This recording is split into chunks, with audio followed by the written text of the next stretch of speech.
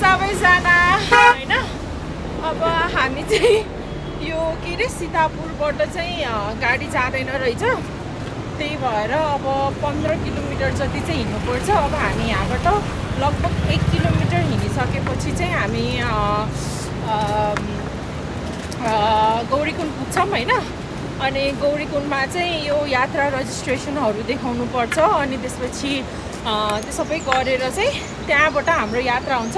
14 kilometre अनि मसँग चाहिँ हुनुहुन्छ हाम्रो प्यारो मित्र सलोनी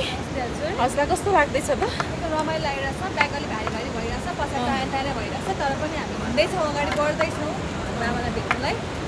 एक्साइटेड टु मिट यु त्यही त बाबाको घर जानलाई हामी चाहिँ एकदमै खुसी छौँ हैन थ्याङ्क यू भैया ल गाइस अब हिँड्दैछौँ तपाईँले देख्न सक्नुहुन्छ यस्तो छ है बाटो चाहिँ अरूहरू कतिजना चाहिँ पछाडि फर्किसकेको देख्नुहुन्छ यताबाट जानेहरू चाहिँ सबैजना जाँदै हो त्यताबाट चाहिँ फर्किँदै हुनुहुन्छ हाम्रो प्यारो मित्र बबिन सर पनि हुनुहुन्छ यहाँ कस्तो फिल हुँदैछ त हजुरलाई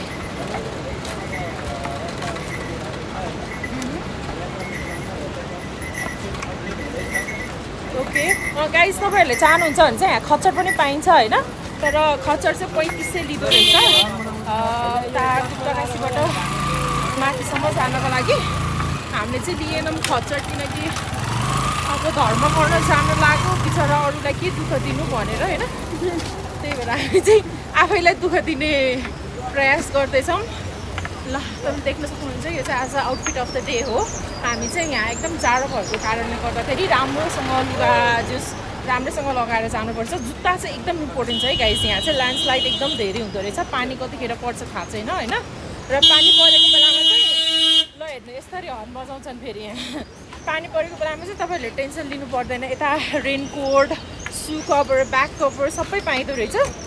किनेको छैन हामीले चाहिँ लट्ठी मात्र किनौँ लट्ठीलाई चाहिँ एउटालाई 40 रुपियाँ है गाइस महँगो छ यहाँ जोस् अब ठिकै छ भगवान्को नाममा लुट्छन् भने उनीहरूलाई खलिफा होस् होइन के भन्नु त्यही हो गाइस ओके अब बाँकी अपडेट पछि गरौँला अहिले चाहिँ अब म हिँड्नमा ध्यान दिन्छु अलि गाह्रो गाह्रो पर थाल्यो होइन ल हस् त नमस्कार